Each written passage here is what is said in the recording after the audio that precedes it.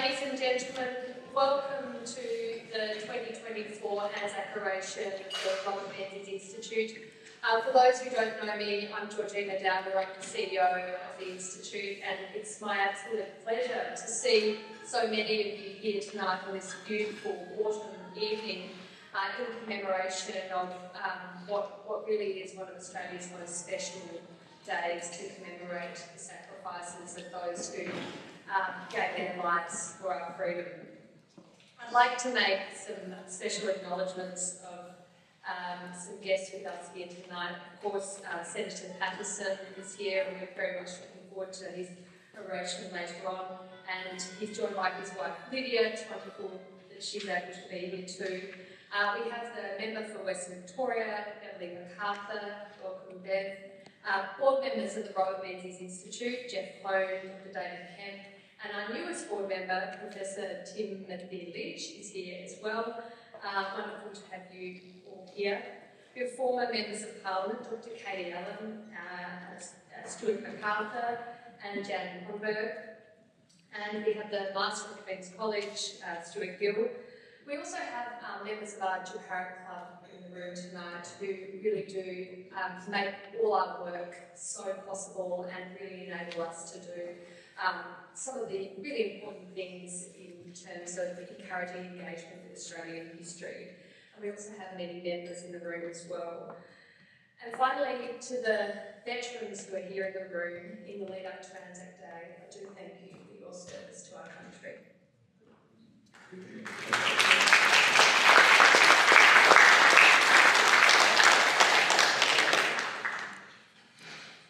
ANZAC Day, as I said before, has been a day for generations when our nation comes together to commemorate those who sacrificed their lives to allow us to live in such a free, peaceful and democratic nation as Australia.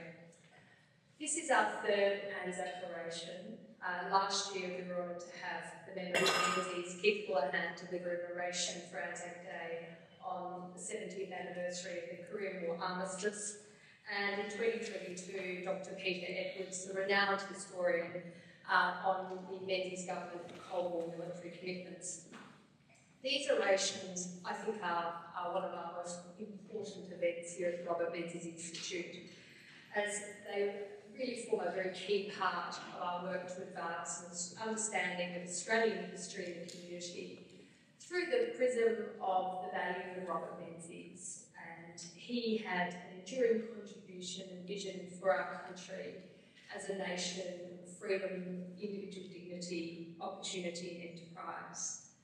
Through events such as this, as well as our research program led by our historian Dr. Zachary Gorman, our schools program led by Hayley Harkin, and our beautiful museum, if you haven't seen it already, downstairs, which has some fantastic exhibitions that we change over twice a year, exhibiting items from the Menzies collection. All this important work we do in order to make sure that current and future generations have a really good understanding of history and how it frames who we are today as a nation. The poignancy of ANZAC Day was of course not lost on Australia's longest-serving Prime Minister, Robert Menzies. He significantly served as Prime Minister the opening of the Second World War in 1939, announcing on behalf of our nation that Australia was now at war with Germany as Britain was at war. He was also, of course, Prime Minister during the early stages of the Cold War from 1949 to 1966. He was at this university during the First World War that Robert Menzies attended. In fact, in this very building you're sitting in tonight, the Old Quad, this is where he would have received his law lectures and experienced his life as a very engaged university student here. As a member of the Melbourne University Rifles Brigade in the First World War, he was very much part of the debates around conscription that I know I guess I will speak to you tonight. These were debates that were fiercely fought out here on campus. Robert Menzies was in favour of conscription. He was, though, famously and controversially not one to serve in World War I. This was a family decision. His parents had decided that they had 3 sons. The 2 oldest, Frank and Les, would go to war and fight for the Empire. But Bob, as they called him, would stay on. He was a smart one, and in the event of the catastrophe happening and Frank and Les not able to return, Bob would look after the family. Thankfully for the Menzies family, Frank and Les did return. But so many did not during the First World War. 62,000 Australians did return, and many of these were students here at the University of Melbourne. Menzies was very struck by the loss and tragedy amongst the student cohort, and as an amateur poet, he wrote a poem in memory of one of these fellow students, Lieutenant J.R. Bouth.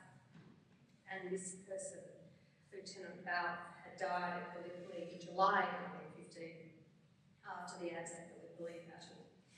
And I thought I would read out this poem to you tonight in memoriam because it is so beautiful and I think captures so many of the sentiments of the First World War and the tragedy that was being experienced.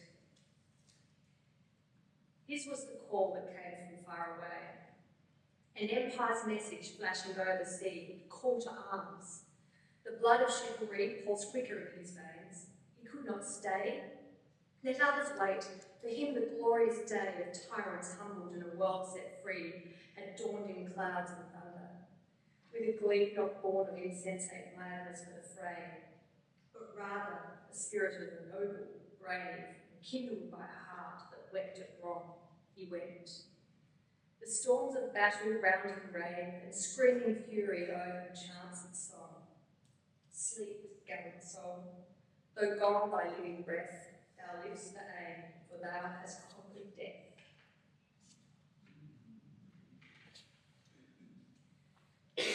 I'm honoured that Senator James Patterson is delivering our 2024 ANZAC Oration. Senator Patterson is a graduate of Arts and Commerce at this university, and he was the youngest ever Liberal senator elected at the age of just 28 in 2016. He is currently the Shadow Minister for Home Affairs and the Shadow Minister for Cyber Security and Shadow Cabinet Secretary. James has been a staunch friend of the State of Israel and is co-patron of Friends of Israel. He has been a strong critic of foreign interference in Australia's democracy and an advocate for the cause of democracy in the wider world. In my view, and I'm sure the view of many in this room tonight, James is one of the most articulate and thoughtful members of the Australian Parliament. James, thank you.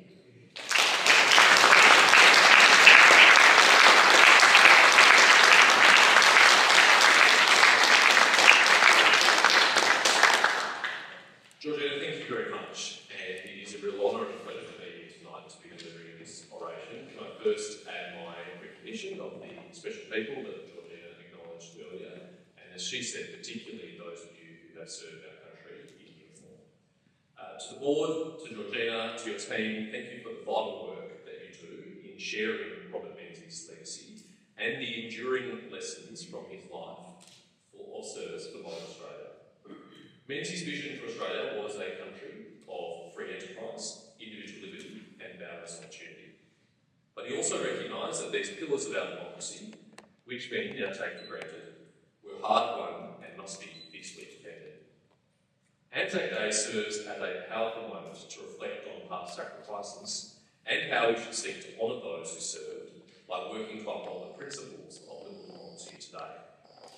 2024 marks both 110 years since the outbreak of the First World War, but also 60 years since then Prime Minister Menzies introduced conscription in Australia. Today I'll reflect on the lessons we should take from both Australia's wartime experience and Menzies' time in office as we navigate the difficult strategic challenges that lie ahead. It's hard to imagine life in Australia 110 years ago. A small island nation of just under 5 million people, federated only a decade before, thrust into global conflict that felt distant to most Australians. While Australia had a defence force of sorts, it was a far cry from the modern ADF that we see today. Historian Joan Beaumont writes, "In the years after the Federation, the ragbag of colonial forces that the Commonwealth inherited had been integrated into a small national army, consisting mainly of artillery and administrative staff. In addition, in 1911, Australia had introduced a system of compulsory military training of young men for the home defence in the face of some opposition from the Admiralty, taken the momentous step of creating its own navy. Within days of Britain declaring war on Imperial Germany on the 4th of August 1914, plans for the creation of the Australian Imperial Force were drawn up. Hastily deployed, the first contingent of the AIF was largely untrained and inexperienced, having to grapple with widespread equipment shortages as they were sent to British control of Egypt before the faithful campaign at Gallipoli. In the early days of the war, there was political consensus and widespread public support for Australia's involvement in the conflict. As a small remote nation with an expansive border, Australians saw themselves as part of a broader imperial defence framework whose success was contingent on Britain's continued global power. Australia also shared incredibly close cultural and familial ties with the United Kingdom, which drove a sense of loyalty that meant to many an attack on England felt like an attack on the Empire. This conviction was evidenced by a rapid influx of volunteers for the AIF, as tens of thousands of men rushed to recruiting officers within weeks of their opening. The civilian population mobilised on the newly coined home front in support of the war effort. The support took many forms. Many privately run patriotic funds and charities set to work raising vast sums of money to support our troops both overseas and on their return to Australia, while others toiled to produce supplies and munitions in support of the war effort. But few could contemplate then the true cost of what Australia would bear as a result of the conflict, and the country's resolve would be tested when this reality began to set in. The First World War undoubtedly galvanised Australians at the outbreak of the conflict, who coalesced around a shared sense of identity and defiance in the face of the threats to the Empire. This unity would fade in the following years as the war took its toll, but it is somewhat ironic that arguably the biggest threat to social cohesion would come not from the war itself, but from two deeply divisive plebiscites on conscription. An outpouring of patriotism following reports of the Gallipoli landings in 1915 saw a massive surge of men volunteering for military service. But this quickly slowed, and as the casualties at Gallipoli increased, so did the government's appetite to contemplate conscription. At the time, the Defence Act gave the government the power to conscript Australian citizens for the purpose of home defence, but not for overseas service.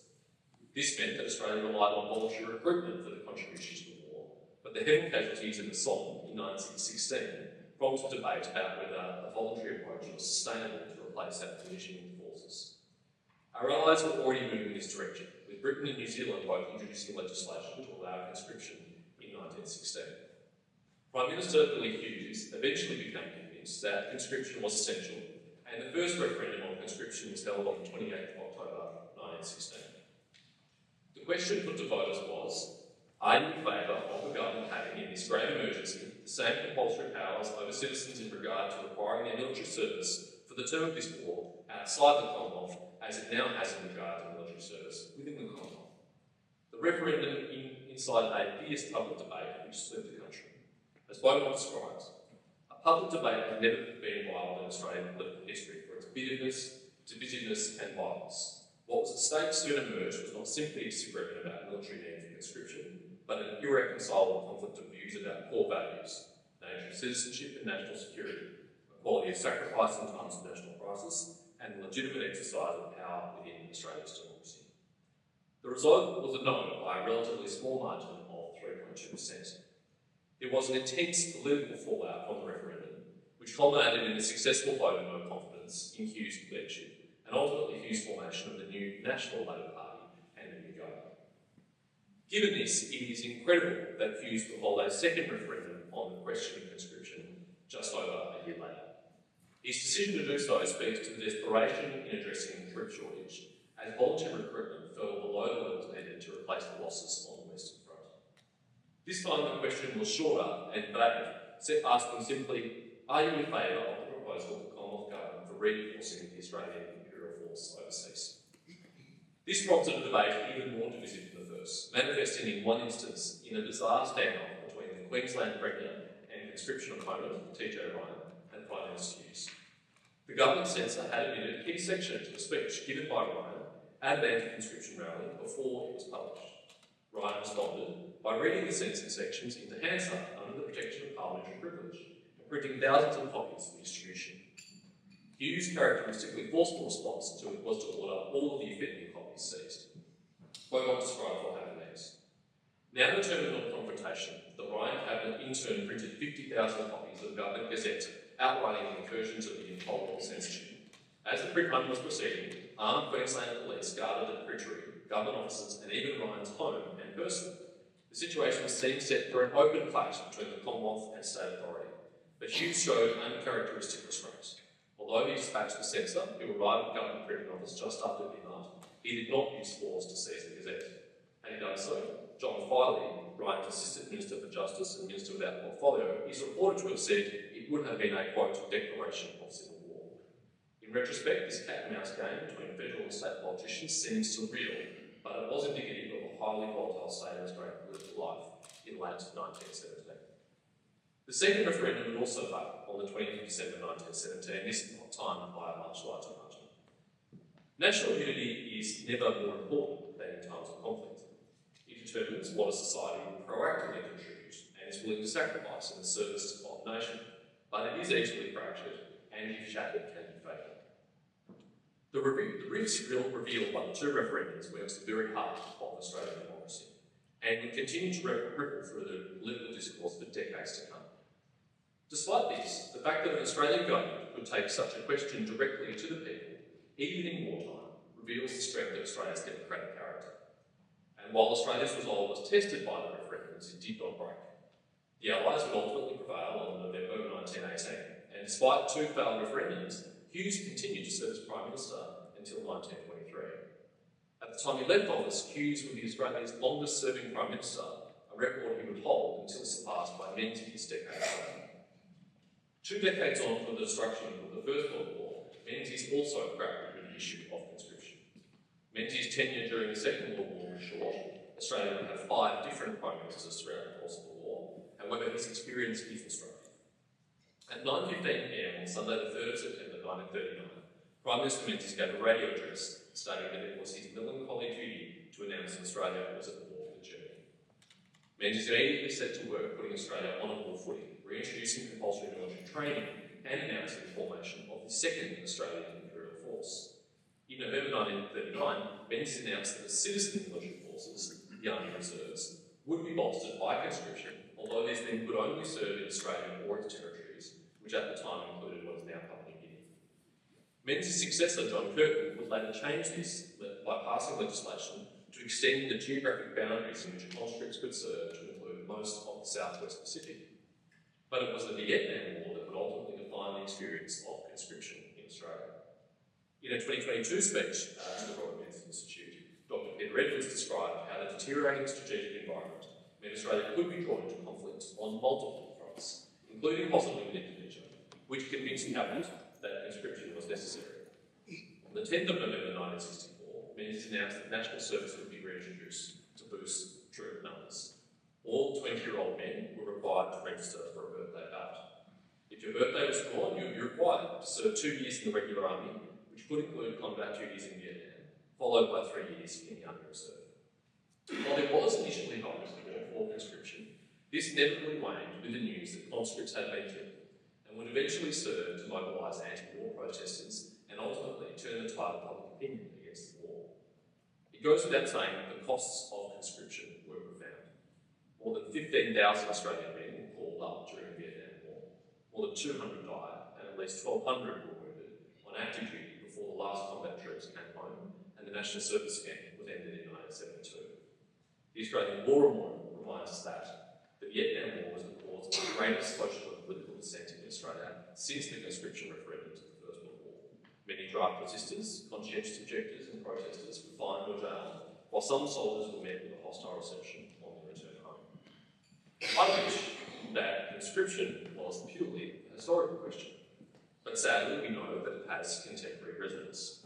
In fact, it was just last month that, in a little notice column for the Nightly, Albanese government cabinet minister Bill Shorten mused on Denmark's decision to reintroduce female conscription following Russia's invasion of Ukraine. Well, you might think that it is a strange topic for the Minister for the NDIS to write about, but surely was right to recognise that events in Europe have implications for Australia's security. Let me put my own cards on the table. I'm a classical liberal. At the heart of my political philosophy is a firm belief in the dignity, rights and freedom of the individual. It is hard to conceive of a more profound violation of individual freedom than forcing someone to fight in a war against their conscience. But we must also have the humility to recognise that throughout history, people who shared my philosophy, including the founder of the political party I represent in Parliament today, believe they face circumstances so dire that conscription was necessary. With the comfort of history, it's easy for us to second-guess the need to do so. But there's no doubt that Menzies' cabinet was sincere in their belief about the danger posed to Australia of the advancement of communism in the region. As Dr. David Kemp writes in A Liberal State, the decision to introduce the National Service Scheme was a measure of the seriousness with which the government viewed the international situation. I never want political leaders to have to confront diabolical choices like that again. I never want to see Australia divided again so deeply as we were 3 times in the 20th century over this issue. It's a hope I think all Australians would share. This imposes a special burden on political leaders today, because we do again face grave strategic circumstances. Circumstances which, in the view of Sir Angus Houston, who completed the Defence Strategic Review for the government, are even worse than what Menzies confronted in the 1960s. So what are the steps that we must take today to make sure that a future Australian political leader never has to contemplate resorting to conscription in the name of defending our national interest? And what lessons can we take from Australia's historical experience 110 years since the Great War and 60 years on from Menzies' decision to reintroduce conscription? If we want to avoid seeking band-aid solutions to systemic issues in the event of a crisis, we need to invest in our military preparedness now. There are 3 key components of military capability: platforms, munitions and personnel. While there is still much work to do to acquire and build the platforms we need, thanks to AUKUS, we at least now have a pathway to obtain the most advanced and capable military platforms for our circumstances in the Indo-Pacific, nuclear-propelled submarines. But platforms aren't of much use if you don't have munitions to arm them with. And I am gravely concerned by the extraordinary time it is taking to meet the publicly stated ambition of successive Australian governments to establish a guided weapons and explosive ordnance enterprise. It is sorely needed to provide the sovereign supply of the precision-guided and long-range missiles that our geography demands we must have to defend our interests. And it comes at a time where there are grim shortages of exactly these weapons around the world. And yet, as Greg Sheridan and others have memorably documented, it has taken years just to take the first baby steps towards establishing the enterprise in Australia, let alone ordering or even making this here. The lesson of Ukraine, which we must urgently need, is that sovereign defence industry supply chain cannot simply be switched on and off on demand. The decades of dangerous underinvestment in defence by many NATO members. Thank you. The decades of dangerous underinvestment in defence by many NATO members has led to the troubling inability to supply Ukraine in its time of need. They believe, wrongly, that the holiday from history they enjoyed for 70 years after World War II would continue forever. How else can we explain why so many wealthy countries were only spending 1% of GDP on defence, and why they failed to heed the warnings from Russia's invasion of Georgia in 2008 and Crimea in 2014? It has even led to the farcical situation where the Hermit Kingdom of North Korea has supplied more artillery shells to Russia than 500 million people who make up the industrial might of continental Europe can provide to Ukraine. Thanks to the pathway of the Abbott government of Australia, we have long since met our 2% threshold, but it will need to continue to rise far beyond that. The Minister for Defence announced last week that defence spending as a proportion of GDP is projected to increase to around 2.4% by 2033-34. While this is a step in the right direction, there is a glaring and dangerous contradiction at its heart. The government says the 10-year warning time for conflict has gone, and yet it does not plan to materially lift defence spending for a decade. Only a small fraction of this increase will occur in the next 4 years. But analysts broadly agree that the period of maximum danger in the Indo-Pacific is in the next few years. And given the long lead times for acquisition of military capability, it's clear that the Albanese government's defence strategy is to obtain the defence capabilities we need long after we need it. We simply cannot afford to keep kicking difficult decisions about defence investment into the long grass. The Coalition has called for more funding now, not later, and we have committed to higher defence spending than the Albanese government. While an investment in deterrence might seem expensive, it is much cheaper than the alternative, a failure of deterrence. Perhaps the most obvious thing we need to do now is make life in the Australian defence laws more attractive so that people voluntarily sign up to serve. Because with even the best platforms and a plentiful supply of munitions, they are not much good without people to fire them. Right now, we are failing that test. The Minister of Defence admitted last week that the Australian Defence Force is facing a workforce crisis, as recruiting shortfalls have left the ADF 4,400 people below its authorised strength. At the same time, it is facing a separation rate of 10%. You don't have to be an expert to see the trend line here. We are on a path to chronic shortages across our defence forces in the decades to come if we don't make some significant changes soon. As our Shadow Minister of Defence, Andrew Hastie, will have more to say about our specific plans to turn around these disturbing trends before the next election. The principles, though, are obvious. Yes, we do need attractive pay conditions to recruit and retain the best talent. But even more than that, we need to make military service more compatible with modern life. You shouldn't have to move your family to the other side of the country, take the kids out of school and force them partly to quit their job to help defend Australia. While service in the ADF is never going to be like working for a tech startup, it can and must be more flexible if we want people to sign up and stay in. There's something even deeper and more profound which we must honestly examine, though, which is holding us back from recruiting and retaining the personnel we need. It is a crisis of self-belief. The division wrought by decades of fierce debate about conscription highlight the importance of building and preserving a sense of national unity and shared purpose. This is essential for any cohesive nation, and critically so in times of upheaval. In Australia, we have seen our sense of shared national identity coming under pressure on a number of fronts. Globalisation has weakened our attachment to nationhood. As David Woodhart has documented, we now have a class of somewheres, people of more modest means who retain a commitment to traditional values like patriotism and are rooted in where they live.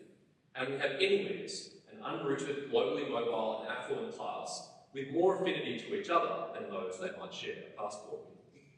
At the same time, a particularly corrosive brand of identity politics has seen ourselves define our identity according to increasingly smaller tribes based on characteristics that are immutable, like our ethnicity, which makes it impossible to sustain a unified body politic over the long run. I am optimistic that, if called upon in a time of crisis, we would come together to defend our nation, our interests and our values.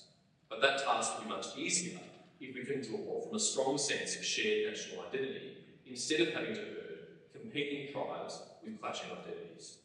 The weakening of these bonds is reflected in our Defence Force recruiting, where once we would have directly appealed to Australia's commitment to empire or country, now we appeal almost exclusively to self-actualisation and personal development. The ADF has become just another workplace where we can personally grow instead of somewhere that Australians go to serve with pride. I'd like to think there is a generation waiting to be inspired to sign up for something bigger than themselves and a chance to defend our way of life.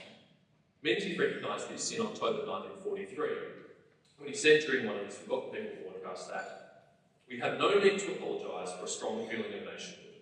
It may be true that the clever modern man discounts such feelings, but a glance back over the last 4 years will remind us that this is the elemental feeling of nationhood which has in fact saved the world and has made future international cooperation possible.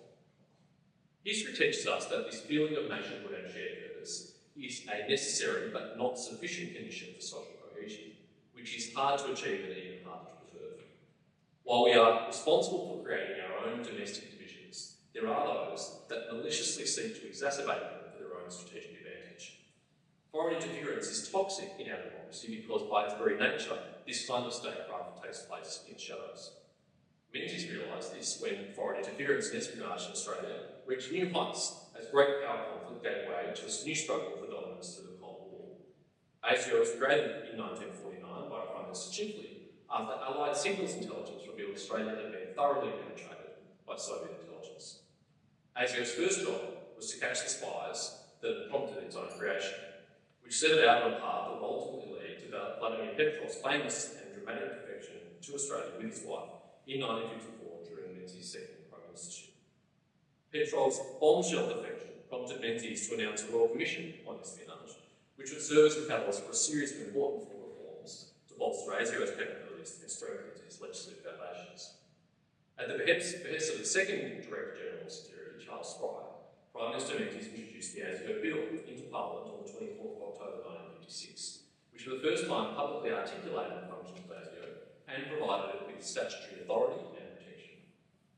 Menzies would further shore up ASIO's statutory powers by creating offences to cover treason, treachery and sabotage, and enabling ASIO to legally intercept communication through things like wiretaps. 75 years since its creation, combating foreign interference and espionage remains at ASIO's principal focus. In his annual threat assessment earlier this year, ASIO Director General Mike Burgess said that, while the terrorism threat level is possible, if we had a threat level for espionage and foreign interference, it would be at certain the highest level on the scale. Many were shocked by revelations in the same speech that an elected politician was prepared to sell our country in the service of a foreign regime. But this really shouldn't come as a surprise. The Director General has been saying for years now that foreign interference and espionage has supplanted terrorism as Australia's principal security threat, which is even higher than it was during the Cold War. I welcome his disclosure because it has shaken Australia out of its complacency in the same way that the petrol affair did 7 years ago. Menzies did not have to grapple with social media though. As we've seen in the last few weeks, false information has been fed into our information system, sometimes deliberately, and then amplified inorganically to cause harm and exacerbate social tensions. After the Bondi attacks, users on platforms like X and Telegram falsely claimed that the assailant was a young Jewish Australian. Following the Good Shepherd Church stabbing, some of those same users spread lies that worshippers cut off the fingers of the alleged terrorists, serving to inflame community tensions in response to an already distressing event. Australia is wide open to the opportunistic weaponisation of horrific incidents like this by foreign actors and their proxies on both Western headquartered social media platforms and those directly under their control, like TikTok and WeChat. Allowing a foreign authoritarian government to control the primary source of news and information about the world for young Australians today would be akin to letting the Soviet Union buy a TV channel in the Cold War. Somehow, I don't think Menzies would have permitted that, and nor should we. It's long past time we got serious about the threat of cyber-enabled espionage and foreign interference, and took steps to secure our democracy against those pernicious external threats, as the US Congress is doing as we speak. If the US Senate passes legislation tonight to make TikTok safer for Americans by removing the Chinese Communist Party's control over the app, we must do the same or risk being left behind. Australia's experience with conflict in the 20th century also raises important questions about who should bear the burden of national security. Put simply, how can a society like Australia continue to enjoy the benefits of peace while also making the necessary commitments to preserve it? Australia endured significant economic hardship as a result of its involvement in World War I, manifesting for many in an erosion of living conditions as the government contended with Australia's exposure to shocks to international trade and difficult decisions about foreign ownership, supply chains and sovereign control. On 7 August 1914, the Commonwealth Government imposed an embargo on trade with enemy countries, which significantly impacted industries dependent on trade with Germany and Central Europe, most notably the wool industry. Prime Minister Hughes used wartime powers to remove German control of the Australian metals market, which would prove vital to the manufacture of munitions. Menzies would grapple with similar issues in the Second World War. As the historian Troy Branson recounts, meanwhile at home, a National Security Act provided new regulatory powers to marshal resources for the prosecution of war. Price controls and petrol rationing were introduced. There was greater restriction placed on railways, road transport and shipping. Facing increased losses of troops abroad and with armours becoming quickly depleted, Menzies appointed the Chief Executive of BHP, Essington Lewis, to take charge of the department responsible for munitions and to harness the efforts of private industry. Lewis proved a pivotal figure, as Geoffrey Blaine documents in his seminal biography in 1971. In 1942, Lewis would also assume the mantle of Director General of the newly formed Department of Aircraft Production. Entrusted with an incredibly broad mandate, Lewis drew on his business acumen and industrial knowledge to dramatically accelerate the production of ordnance, weapons, aircraft and vehicles vital to the war. Lewis' efforts not only bolstered Australia's wartime capabilities against the formidable forces of Imperial Japan and Nazi Germany, but also ushered in a wave of innovative industrial techniques that will leave an indelible mark on Australian manufacturing in the post-war era. Lewis, like and many like him, heeded the call to extraordinary service in extraordinary times. Both Menzies and Lewis recognised that a project of truly national security required a rethinking of traditional societal contracts. From the contributions of the patriotic funds to the co-option of the private sector talent to bolster the war effort, public-private partnership enables efficiencies and innovations that government simply cannot deliver alone. It should not take a global conflict to realise this. From Russia's war in Ukraine to China's rapid military modernisation, the warning signs are there. And history will harshly judge us if we do not use this time to do everything we can to prevent it through deterrence and prepare ourselves to prevail should we fail. As the Allies did in World War II, today we must draw on private sector ingenuity and know-how if we are to prevail in the contest of the 21st century. The coalition government recognised this in 2021 with AUKUS. It offers a new framework for harnessing private sector innovations to rapidly advance military technology, particularly through Pillar 2, which includes quantum, advanced cyber, AI, hypersonics, electronic warfare, and advanced undersea technologies. Each of these technologies was selected because of their potential to change the game in future conflict. To succeed, it must effectively function as a military technology free trade agreement between the three AUKUS members and any new partners we subsequently agree to work with. It must demolish the business as usual regulatory barriers to the flow of ideas, talent, and capital, which today impede the development and rapid deployment of these technologies. To do anything less would be to hand our would-be adversaries a decisive advantage on the technological battlefield. The AUKUS agreement also underscores the final lesson we can take from Menzies' wartime leadership: the importance of alliances as a tool of collective action, defence and deterrence. Menzies famously visited England during the Second World War to directly advocate for Australian interests with Churchill and his cabinet. But Menzies also appreciated early on that Australia's security could ultimately depend on the United States if war broke out close to home.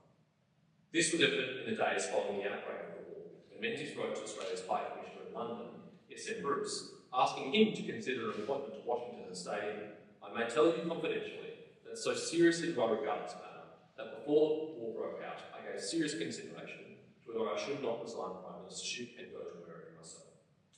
After the war, the Menzies government signed the ANZAC Treaty in September 1951, forming a defensive pact with the United States of America and New Zealand.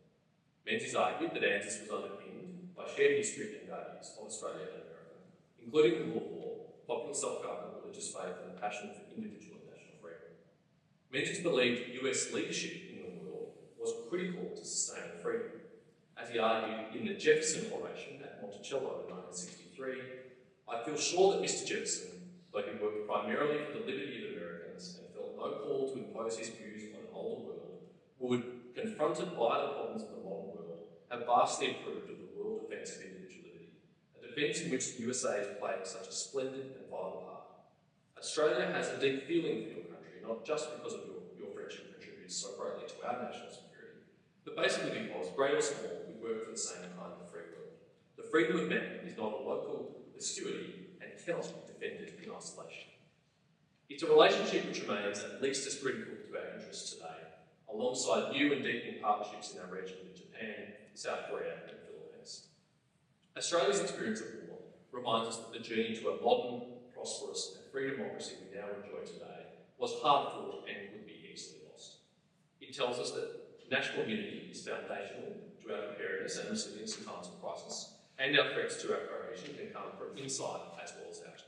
It tells us that national security requires a national effort from government, industry and civil society alike. Finally, it tells us that, above all else, we need to invest in our capabilities and alliances now to ensure we never again find ourselves grappling with questions like conscription, should the worst happen to Australia, and against the conflict in our region in the future. I'd like to conclude by reflecting on the sacrifices our leaders made 110 years ago. joined by migrants. Between August 1914 and November 1918, at least 9 million military personnel and civilians died. Some 61,514 of them were from Australia.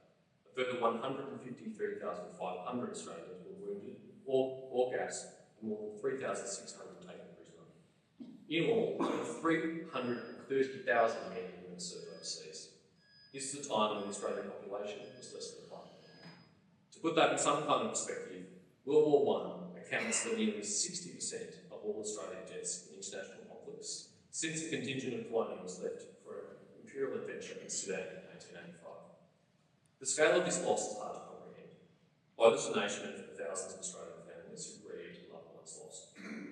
Their ultimate sacrifice shaped the Australia that we are privileged to live in today, and it is incumbent on all of us to honour them by working every day to defend the Australia they fought for, so that future generations enjoy the opportunities many so readily take for granted. I do not want to contemplate the cost of complacency, but it would be to our great shame if we find ourselves having to explain to our children and grandchildren why they have inherited an unrecognisable Australia because we failed to act when we had a chance. I will leave you with a quote from Menzies in 1966, shortly after his retirement. We are tempted to think that the defence of the realm is something which occurs in terms of arms and nothing else.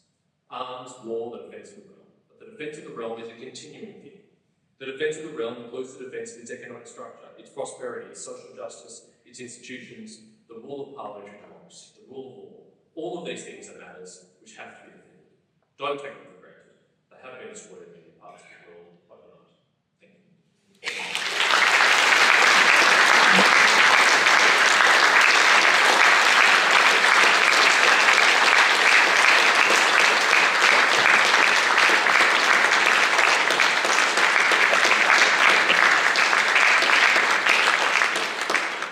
Well, thank you, James. That was an absolutely fabulous address, and it's, I think, important that you drew upon so much history that I think it's been forgotten these days about Australia's experience during World War I, World War II, and of course the Cold War. As you were speaking, I was reflecting on the ferocity of that debate in World War I over conscription, and Prime Minister Billy Hughes's punt that Australian democracy could take it. That the partisan divides and the divides of opinion was so fiercely fought, and yet our democracy survived. It was resilient to that. If we were to have such a debate today, could we do justice to our history from World War I? Are we strong enough? It was a remarkable gesture of faith in our democracy and our society at the time to put that to a vote, not just once but twice, particularly because it wasn't strictly legally necessary. I mean, as we saw in 1964, Menzies introduced conscription without a plebiscite or a referendum. It wasn't necessary from a legal point of view for Congress to use to do that, but I think you rightly recognise that such a grave undertaking should be something that has the consent and the endorsement of the Australian people, and a plebiscite is a pretty profound way to test that. But as I described in the speech, it really was a ferocious debate which divided our country. I hope we never have to experience that again today, and I worry what the consequences for embarking on a debate like that today would be in an age of social media, in an age of foreign interference, and an age in which a common sense of Australian identity has broken down and is being worn down continually. It's one of the many reasons why I think we have to take those other steps to prevent us from ever having to do that again. Reflect on that sense of national identity through those wars, and you just said we are at a crisis point with our shared sense of identity, and there's problems around identity politics, and I think issues around how people come to terms with our history, our ancient history, and how it's incorporated into our modern day story and what happened in between. How do we recreate that sense of national unity, that shared identity, when we have such a diverse society and we have such big divisions about who we are? A pluralistic, multicultural, diverse society can succeed, can prosper, and in my view is far preferable to the alternative of a monocultural society with an authoritarian state that doesn't permit differences between the citizens, but it also offers opportunities to those authoritarian states to seek to exacerbate those cleavages that already exist in our society, to inflame them and to make them worse. And so what do we need in defence of that? Well, in my view, it's shared principles like pluralism, classical liberal principles like freedom of speech and freedom of religion, freedom of conscience, freedom of thought. We don't all have to agree on morality or religion or sexuality to be good neighbours to one another, but we do have to agree that we each have a right to pursue our own vision of a good life, and we don't have a right to impose our vision of a good life with the power of the state on others. And so I think we are at our strongest when we sign up to those foundational principles, and we are at our weakest when we think, I'm going to use my political popularity and my strength to impose my vision on you, even if you don't share it. Talked a lot about the complacency in Australia and throughout the West. So you pitched a view of how we can come to a shared sense of national identity, but how do we get there? Is that elite leadership, political leadership, media leadership, or is it a grassroots movement and we ignore those at the top? I gave a speech about this on Australia Day earlier this year, and I made the point that in a free society like Australia, a vision for national identity cannot be imposed from the top down. This is not Kim Jong-un's North Korea, this is not Vladimir Putin's Russia. It's not up to the state and politicians to impose a vision of Australian identity. It has to be innate, it must come from the bottom, but politicians do have an important leadership role to harness it, to use it as a unifying principle. And so I do think political leadership is really important. And political leadership of institutions and shared celebrations around Australian identity is critical. One of the reasons why I'm concerned by attacks on Australia Day, the flag, the anthem, the Constitution, even ANZAC Day, is that these are things which unify Australians or have historically unified Australians. And if we don't have those to unite around, what do we have? And that's a dangerous experiment I don't want to contemplate. Indeed.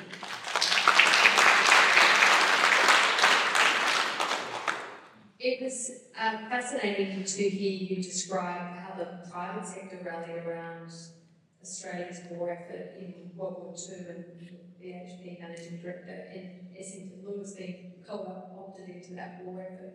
Can you imagine a Mike Cannon-Brooks or some such?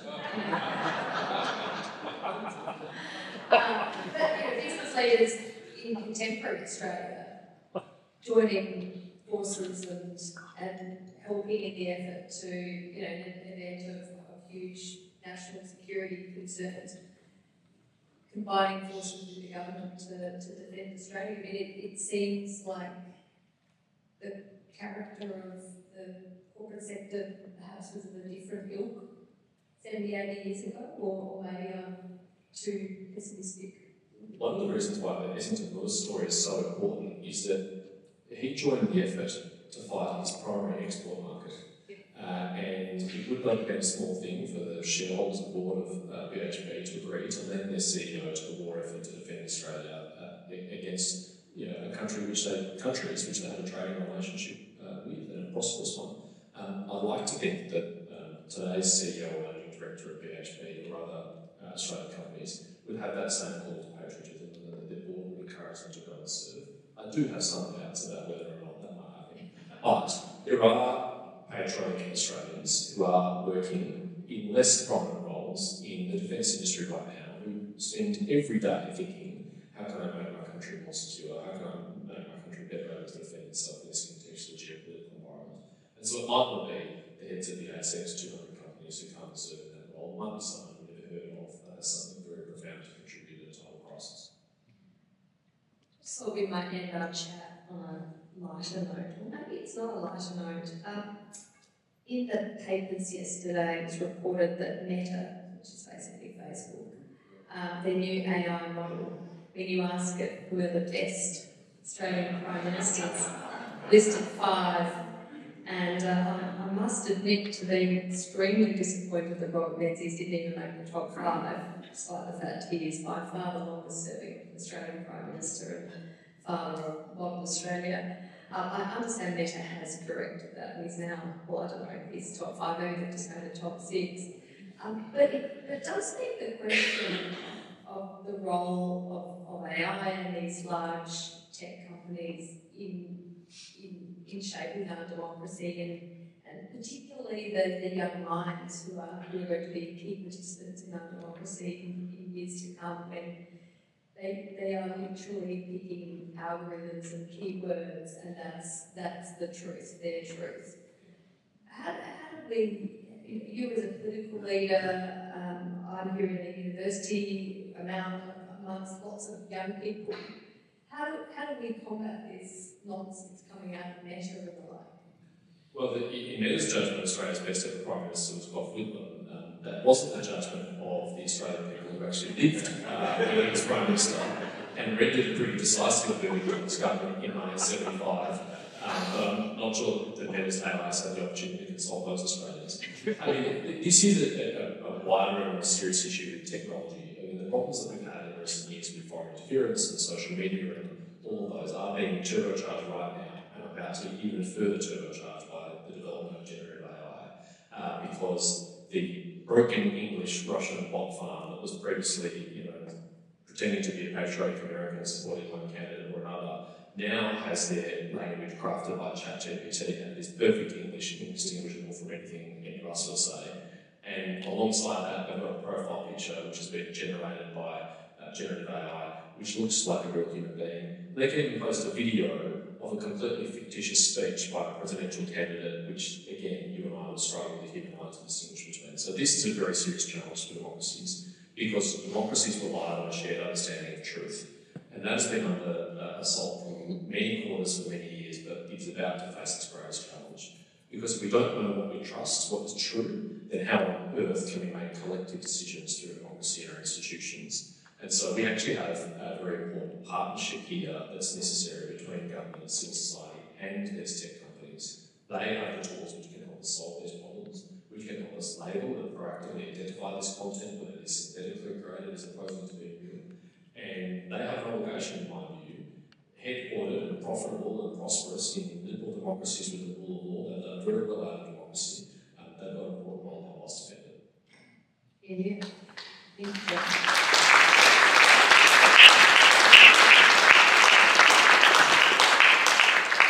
I'd now like to ask Robert Menzies Institute board member Professor Timothy Lynch to offer a word of thanks.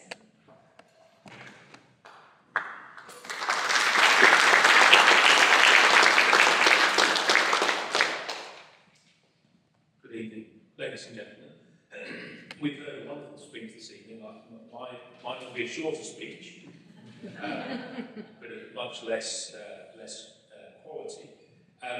Robert Menzies was born in 1894. Sorry to keep dwelling on the senator's age, but eventually that is something that will correct itself. Senator James Patterson was born in 1987.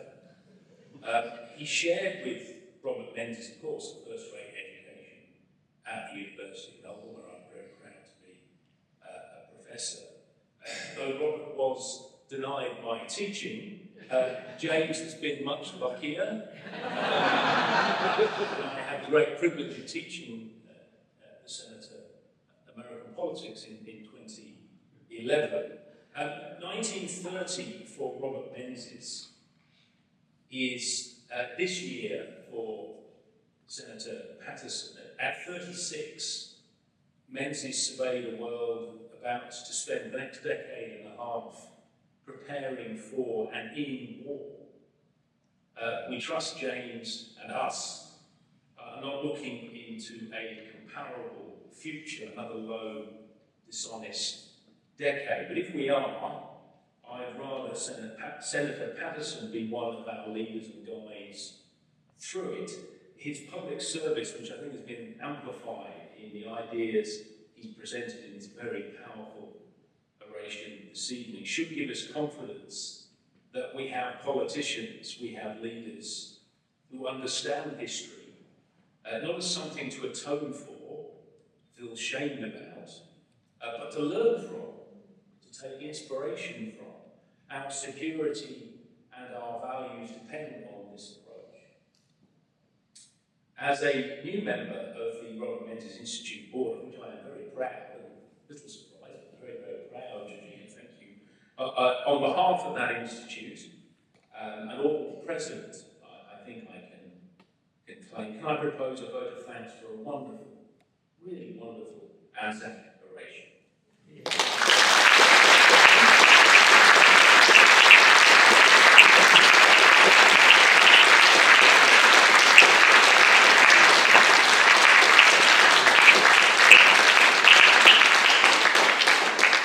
Thank you, Tim, and thank you also to James. I hope you have all enjoyed this. Is our first Melbourne event for this year. It's been our most well-attended event in this esteemed building, the Old Quad, so fabulous to start the year off in such style. I would encourage you, if you have not already become a member of the Robert Menzies Institute, please do consider it. There are membership forms on your chairs. It means you can come to events like tonight's for free and have other benefits, and you also support us, which I think is the most important thing. There are also donation forms. We are a small charitable organisation. All donations are tax deductible and very, very much gratefully received. I would also like to acknowledge 3 new staff members. I know lots of our members in the room will know our team very intimately, and I do hope you will say hello to Imogen Cameron, Victoria Cronus and Christina Parks, who have all joined us